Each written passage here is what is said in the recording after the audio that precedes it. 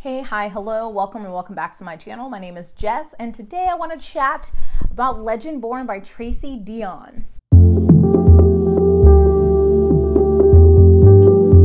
So Legendborn by Tracy Deonn has been taking the bookish world by storm. This came out sometime last year, I'm not sure, but I recently read it in February. This is a young adult fantasy. It is written by a Black author. We have a Black main character, so we love to see it.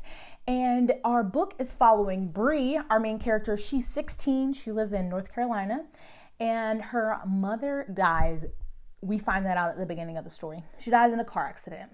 So Bree is dealing with a lot of grief, guilt on like their last conversation, and she is spending the summer going to basically like a smart person early college admission camp kind of thing at University of North Carolina Chapel Hill with her best friend.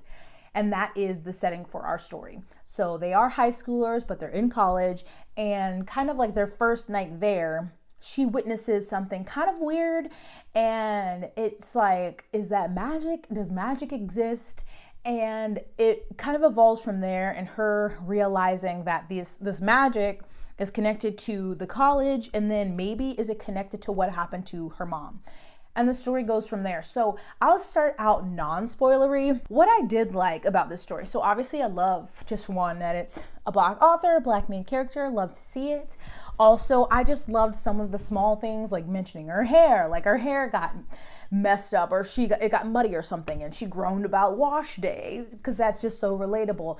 And I hate saying I love this, but I just think it was really well done, the way she integrated the social commentary, the microaggressions that Bree had to face. Like once she was at like a dinner party or something with all these white people, and she was pretty much the only Black person, I think, and this white woman just assumed she was the help and was like, take her coat or something like that. Just microaggressions we experience all the time with people touching your hair or asking to touch your hair. Most of the time they don't ask. The history of slavery and how that had to do with the college, and institutional racism. So all of that was really well done, and it was written really seamlessly into the story. It didn't seem like it was just put there, like it made sense being in the story.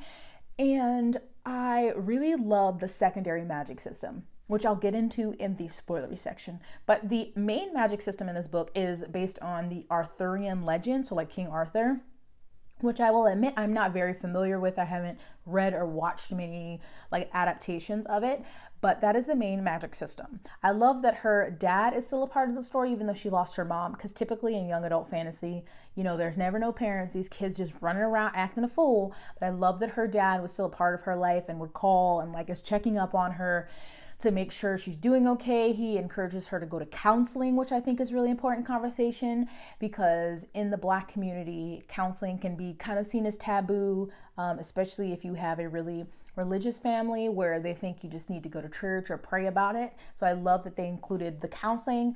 I loved her therapist and the part she plays in the story. So those are my favorite parts.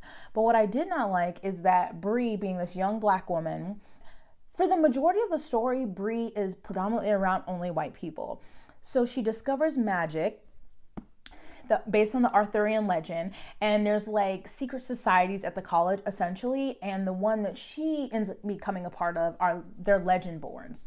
And so they have all these different ranks and different levels of, they have squires and pages and mages and all of that. If you're familiar with the Arthurian legend, it probably makes sense to you, but everybody is white. Every single person except her. So what does she deal with on the daily? Microaggressions and racism. And it's just like, she couldn't have found, obviously, the Arthurian legend, you know, there's going to be white people, but I'm like, no one else. There can be any other people of color in this group. So it would be less like, I just feel like she still could have talked about these social issues without literally making her the only Black person in all of these situations, because it just felt unnecessary for her to always have to deal with this. She's already dealing with the grief of her mother, which, side note, okay, that was great too. Not like I can't relate to loss of a parent, but from people who have lost a parent, have dealt with that kind of grief, said that the grief was written really well. But back to her being the only Black person, I just felt like that just added, I just didn't like it. Obviously, it's young adult. There's a love triangle. It's two white boys. And not like I have I have nothing against interracial relationships. I just feel like if you were going to write this story, black girl magic, black main character, why not put more black people in the story? Not like there aren't any, but primarily all of the side characters are white people. And there were also so many, I couldn't keep track. I can't tell you anyone's names besides the two love interests because I think they're in the story the most besides Bree. But that just felt so unnecessary to me. And then, like I said, there was a secondary magic system, which I loved so much more. And there's a point in the story where it looks like she's going to leave this toxic ass white environment behind and go, you know, maybe find some black friends and focus on something else. But then she doesn't. And I'm like, God damn it. I don't want her to be in this situation. It's not like and it's nothing against white people. It's just like she's in this toxic situation. Like all of these people are constantly judging her and making assumptions. Like, why are you here? You don't deserve to be here. And like, why are you here at this school? Why are you in this program? It must have been affirmative action. Like, I just felt like, yes, we deal with those things on the daily, regardless of where you are, what institution, how smart you are, what kind of money you have. But it could have been less if she wasn't in an organization with solely white folks. It just annoyed me. So overall, I think I gave this 3 stars. A lot of people loved it. I think it's for a lot of people. It just was not for me. Also, it is very long for a young adult fantasy. I mean, and the words are not large. They're small. I listened to the audio and followed along with the physical book. The magic system can be kind of complicated at times just because of the Arthurian legend and all the different like levels of people and squires and mages and pages. Even like following along, I was like, wait, but who is and why and your pair to and your oath to. It was a lot. I will say this is very well written though. I think her writing was great, but overall, I loved some pieces and then there's others I didn't love. So the whole thing didn't work for me, but I think it would work for a lot of people. But into spoilers.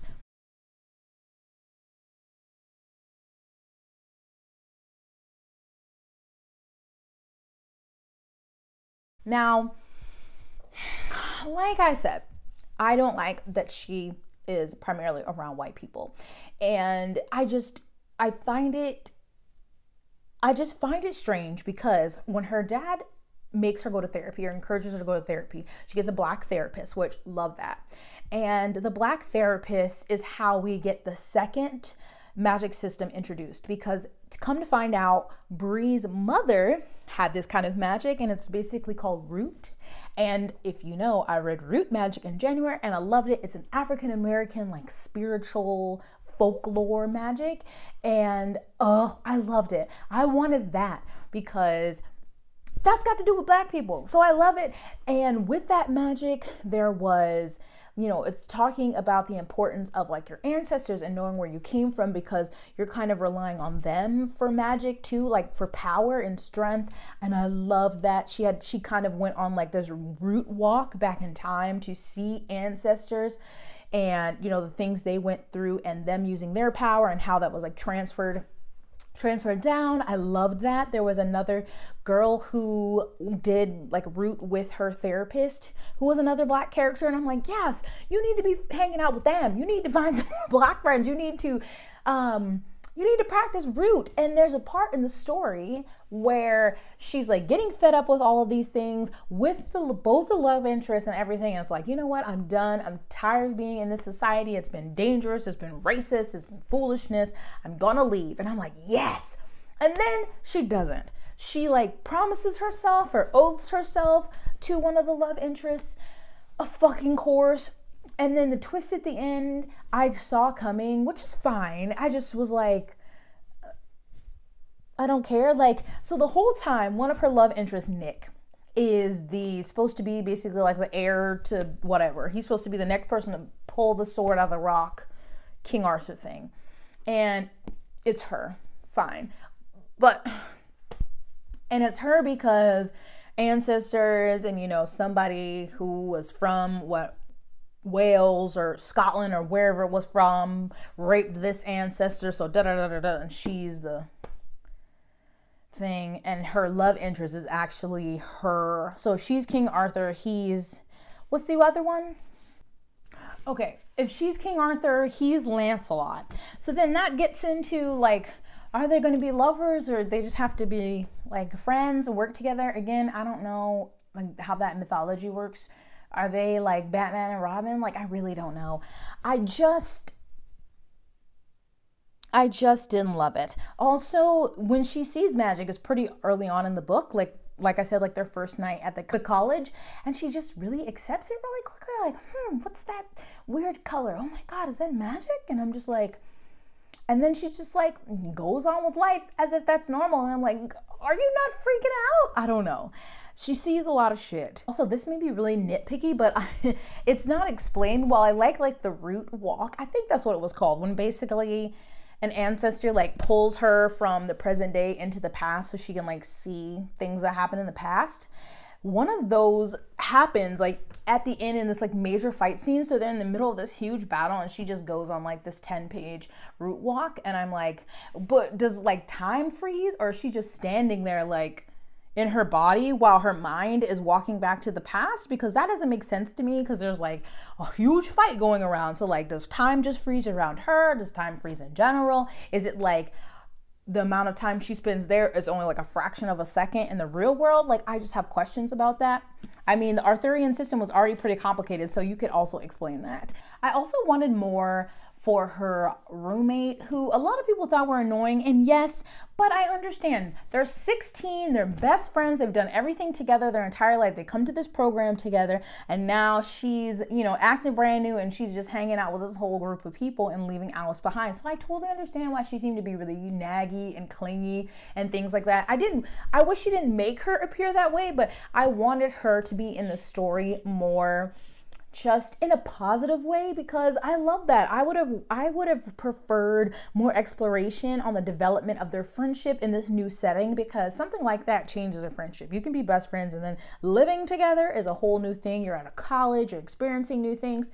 So if it was less focused on the love triangle that was developing and more about her friendship with Alice, and then like working through things like, yes, I'm being a part of this organization, but I still want to keep my relationship with you, I would have loved that, because she did come off as really like annoying, but I understand. 16, come on now. It's hard for me to relate to teenagers a lot, but I remember that. Like being 16, if you're going off to college, like a summer college with your bestie, this is the first time y'all have been away from home and y'all are living with each other, and then she basically just ditches you, I'd be in my feelings too. Another thing that bothered me was, so in our love triangle, we have the golden boy, Nick, who we thought was basically the descendant, the next Arthur. And then we have the bad boy, I think Selwyn, who is like basically half a demon or something, but he is like the worst, like the whole time. So he's basically sworn to protect Nick. So he's very suspicious when she just shows up, which is fine to be suspicious. And he's very protective of Nick. So every time she's like at a meeting or shows up at something, or somehow there's danger, like he always is trying to kill her basically, and like yelling at her, berating her, verbally abusive to her. Like it keeps going even after like time and time again where he sees that she's not the one causing the trouble, she's not the enemy, and he's just so fucking mean, like over and over. And it's basically like, yeah, like, I want to kill you, I'm gonna kill you. And someone always intervenes to stop him. But then once he like gets solid confirmation that she is not this, you know, devil incarnate to come in to kill Nick, he's like, oh, okay. And then when she does things, maybe she like trips up or something, or she was clumsy, or they're trying to walk quietly and she's loud, he's like, oh yeah, I don't know why I ever thought you were this. And I'm like, oh, now you can think that? He's like, oh gosh, you're so clumsy, you could never be this. And I'm like, so you didn't think that when it was happening all these other times you were literally trying to kill her, but now you're like, oh, haha, silly me, you could have never been that devil. Like, what? That doesn't make any sense to me. That annoyed me to no end. Another reason why I hate this love triangle. Like, I like Nick enough, he seems cute, but I don't like it. I don't like the love triangle. I mean, I don't like love triangles anyway, because I feel like I know who she's going to choose. I feel like it's going to be the bad boy. I also don't know if this is supposed to be a duology or a trilogy. I would hope. I feel like it should just be a duology. Like, that's what I feel, but I don't know. But it'll be interesting to see in the next one how big of a part the root plays with the Arthurian magic, since she obviously has both and can use both. That'll be interesting. Like, I'm interested enough to read the next one. I don't think I'll buy it right off the bat. I will definitely just borrow it from the library, but yeah, there just wasn't enough that worked for me to love it, like people were saying. Like, so many people who primarily read adult fantasy, or people who have similar taste to me, and I was like, okay, wow, I should give this one a try, and I just don't see it. Also, for the length of this book, this is something Elliot brought up. It's like so much happens, but it's like the span of like 2 weeks tops, maybe. And I also don't like when we have unrealistic timelines like that. I'm like, what? So they didn't even take a breath? Like, this seems like this should have happened over like the entirety of the summer, at least, that she was at the program, like 2 months, but it was like maximum 2 weeks. And I'm like, okay, that's ludicrous. Like, literally it starts when she gets there, and then like 2 weeks later is the end of this book. And that, if 2 weeks, I feel like it could have been a week and a half. I don't like when time, that's just ridiculous. That's just ridiculous. That's like when people are like, the whole Throne of Glass series is 1 year. I'm like, what? 1 year? Couldn't be. But I'm probably forgetting some things, since I didn't really take notes while I was reading it, because we did the live show. Like, I finished the book the same day of the live show, so I didn't take notes while I was reading it. But there were just more things that bothered me than I loved. I still gave it 3 stars because I can definitely see its appeal for a lot of people, but I just didn't love it. I do still love this cover though, and I'm happy this book exists, because I'm happy there are more Black authors writing fantasy. I just wish some things had been different, but you know, every book is not for every reader, and that is fine. So if you have any thoughts on Legendborn, spoilery, non-spoilery, or maybe things you loved that I didn't, and vice versa, let me know down in the comments. And if you read Legendborn, are you going to read the sequel? But thank you so much for watching. Please give this video a thumbs up and subscribe, and I'll see you in my next one. Bye!